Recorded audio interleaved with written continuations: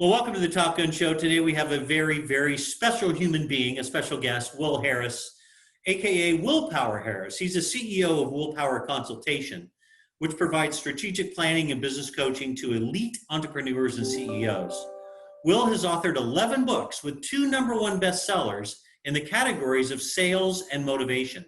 He's an accomplished motivational speaker, delivering internationally both a TED Talk and 3 speeches to audiences exceeding 600,000 people in one venue.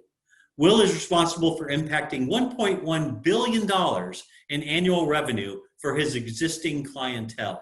Will, welcome to the show. And thanks for the introduction to it. I felt kind of important.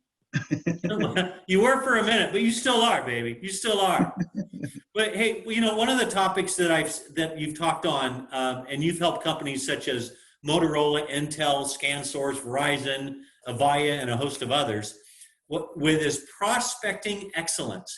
How do you deal with sales teams where their dogs just won't hunt? Yeah.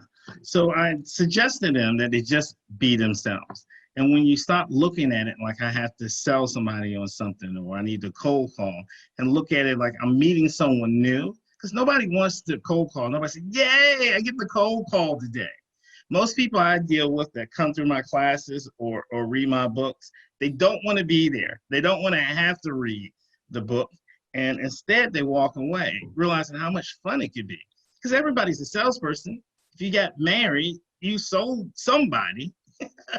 And hopefully they don't have buyer's remorse. So when people are able just to be themselves, be comfortable, and go through and have in their mind, I'm just looking for those people who are already looking for me, then it becomes so much more rewarding. Yeah, that's great advice, man. Just be real, because people pick it up when you're not. You're absolutely right. One of the other things, I've watched a lot of your videos and some of your podcasts and stuff. One of the things you're quoted as saying is, use what you love to fight what you hate. What does that saying mean, and where does it come from? So when I was working at Motorola during the last year, one of my colleagues' wife was working at Microsoft and she got sick. And the doctors weren't really sure what was wrong with her, but she couldn't work anymore. So since I was going to Seattle, he asked me if I would speak to her, because I've always been kind of like a positive guy, Steve. So when I went there and I met her, I told her, I have this special formula. And this formula is so special that I don't know anybody. I don't know anybody that used this formula and on their worst day didn't have joy. And on every day, they woke up feeling like they were contributing to the world and life was just great. And she said, well, what is it? And I told her, use what you love to fight what you hate. What is that thing that you love to do that requires a passion that you would do for free all day?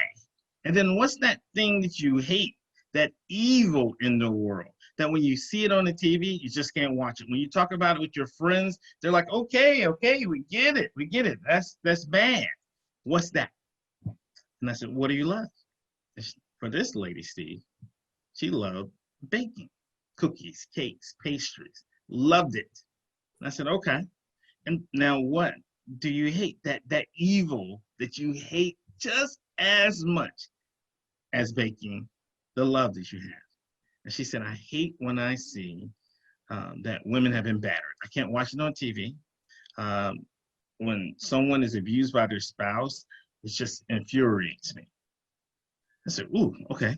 So you normally don't put together cookies with getting your butt beat, Steve. You just don't. Those two don't normally go together. But that's because of our mindset. We either say, well, I don't think I can get a job with the thing that I love. I don't think it could work out. Or I know what I love, but I don't really know what I hate. So what I suggested for her was, why don't you bake some cookies for the local battered women's shelter? And she did. She baked cookies. She did cakes, pastries, took it down there. And on her first day, she had joy. Eventually, the local news did a report on her.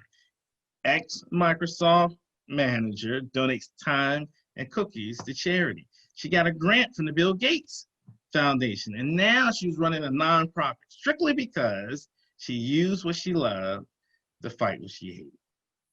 And that's how it started. That's amazing. That's a great example of doing what you love to fight what you hate, man. That's great story. I was looking at some other videos. You have the Humanitarian Foundation. I want you to talk about that real briefly. I saw the videos around that thing, and it's so excellent. I want to be one of your backup dancers. I don't know, I can't dance like that, but holy cow! Tell a little bit about the Humanitarian Foundation. Well, you can definitely join us. All you have to do is rock. You can rock and it'll be okay. There you go. You got it. You're in. Welcome to the Willpower Warrior Dance Group. So my philosophy, use what you love to fight what you hate. And I work with a lot of young people who are in college. And within that program, I asked them, what is it that you love to do? So we had a lot of Zumba instructors, some of the best in India. So they love dance. And so then we say, all right, what's that evil that you hate? And similar to me, I'm all about child safety, child education. They were against child abuse. That was the thing that burnt their blood. So we were able to have like a flash mob and have people that said spread kindness and different things up. So they're using what they love, dancing, to fight what they hate. So that was the background. That is excellent. I strongly recommend the viewers go to your website and check that out. I know that you're a big fan of the Top Gun Show, Will, and you know there are millions and millions of people that not only listen to you, but are watching this right now. Why don't you tell them a little known fact about yourself? Okay, so it's going to probably sound crazy, okay? But my every day for me starts the same, the exact same, no matter where I am in the world. I wake up every day at 4 a.m. You heard of the 5 a.m. clock? 4 a.m. I wake up at 4. I meditate from 4 to 5. I work out from 5 to 6:30, and then my day begins. And I go to bed every night, 8:30. I'm in the bed, 8:30. Well, you've heard it here on the Top Gun Show. You know, the early to bed, early to rise makes a man wealthy, wealthy, and wise.